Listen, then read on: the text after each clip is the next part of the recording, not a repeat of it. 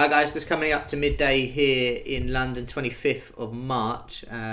We've hit the 2500 handle in the S&P this morning, also the high that we had back on Friday. Since then we have dropped over 100 points to these lows. A couple levels to be aware of, just going across all markets, but here most importantly for equities, you can see we're coming to probably the high of Monday now, which we broke through yesterday. We found support initially this morning. We're now coming back down to the second test of that level. It's as important as you get right now across the board, I would say. Just below there, I would say the next level to keep an eye on would be 22.35, where you could potentially find a bit more support.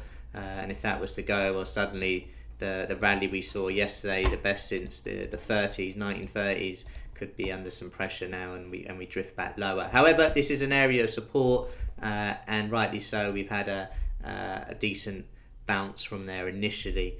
To the upside, if we were to get back above 2500, that would be pretty key, but you'd also look to come into a lot of resistance around here, and this is where the fibs would start to come in from the recent down moves that we've had as well. So by no means are we out the woods. Still got big ranges across the board, and I'll be keeping an eye what happens right now on the S&P. Another interesting market and another interesting day for the dollar, but euro dollar here worth keeping an eye on. I would be looking at this from a couple of opportunities. The R1, yesterday's high, is a very key level. It was the high, the support that turned into resistance back on the 19th as well. You've got a really strong trend line here. We had a few breakouts last night, but it's acted as support yet again this morning. I feel if we are to break that, we get a similar pop lower like we did yesterday off a trend line break to sort of target the lows of the early morning 108. To the upside, if we are to see some continued dollar weakness, be keeping a watch on 109 as well, a very important level from yesterday and previous sessions. Probably not going to get touched today, but if we do get up to the 110 handle in the futures, the fib 382 and also the low that we had on the 17th, high of the morning of the 19th, will come into play around that area there. Expecting there to be a good test should that happen. Keeping a watch though on that trend line, you would probably want, like we saw yesterday, at least a 15-minute close below that level.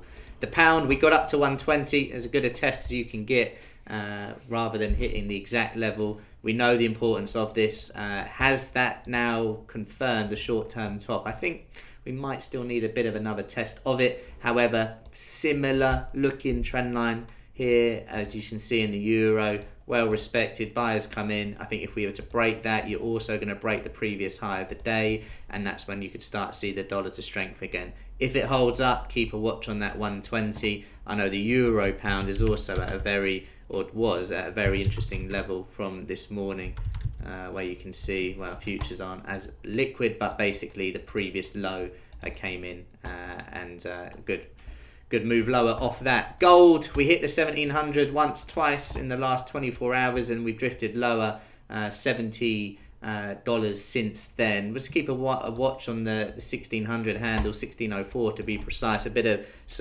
resistance from yesterday early hours, also a decent level back on the 12th and almost the 13th. To the upside, if we were to see this push on, you can see the importance of the pivot here. It's been relatively technical, you'd have to say, this morning. So if we are to get back above that pivot, you may well see some strength come in.